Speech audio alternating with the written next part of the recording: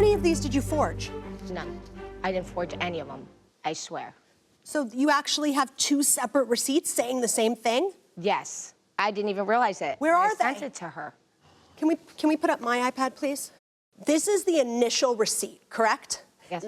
Then somehow, despite the fact that there are no words here on the initial receipt, there is a second copy of this exact same document where the words paid in full have been written in a different font after the word balance.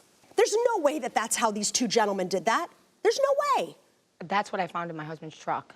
Then you sent her a second photograph. Right. Which was identical to this receipt. Right. But it had the words paid in full Correct. written in it next to it. Yes. This is not the crumpled version. I don't know. I promise you, that's all I found. I really don't know. Okay, so then I want to go to the crumpled up one. It's a complete rewriting. You can tell two different people wrote it. But you're saying that that must have been how your husband left it? Maybe. This is what I found. I looked everywhere. Where did you find for any kind of final receipt, just to prove, because I know we paid this. So where's the evidence of the second payment? I couldn't find it. That's why I said I'm just going to go for the flooring and the down payment that I did pay, that I do have the receipts of. Do you know what I'm saying? Did you send anybody to the property to intimidate her? No, ma'am. Did you send anybody to the property that came with you drinking and screaming at her and staying in the shed? My husband's friend, Polly, was helping me move all my stuff out. She said I had to have it all out. And the guy had come up to look at the property. I was going to sell it to him.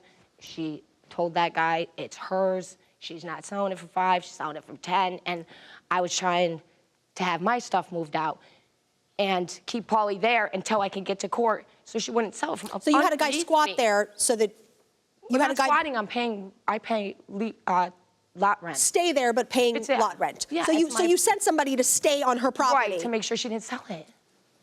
All right, tell us about your countersuit. You're asking for $4,000. Tell us what that consists of. Her husband, he was supposed to take over the electric for the building, for the lot, and he never did. Okay. Trying to think of what else I had on there. Yeah, I mean, you have some loss of earnings. Is that associated with Yeah. this? Okay. All right, the parties are excused while we deliberate in this matter. Thank you both. We have deliberated, reviewed the evidence submitted by the two of you, and reached a verdict. Our verdict is unanimous on the issue of liability. It is not unanimous on the issue of damages. So we had a difference of opinion basically about almost this entire case. Ms. Carrero, I didn't believe that either of those receipts were legitimate. I think you really believe your husband paid the money. I don't think you're making that up. But I think you falsified these two documents in order to try to prove it. At the end of the day, Ms. Carrero, your husband paid some money to purchase a shed that you now do not have. So you are entitled to some monies back for that. We found that $2,000, based on your testimony, Ms. Kozersky, $2,000 was paid, and you deducted $400 for rent that was owed. So that was a payment of $1,600 towards the acquisition of the shed that now you do not have. So, Ms. Carrero, we are going to give that back to you. And Ms. Kozersky, we're dismissing your countersuit. That is the majority verdict. Had it been up to Judge Benser, he agreed with us, but he would have given you, Ms. Carrero, $4,200. He would have done the calculations differently and awarded you back the $5,000 minus the rent that you claim you're owed of $800, which ends up at about $4,200.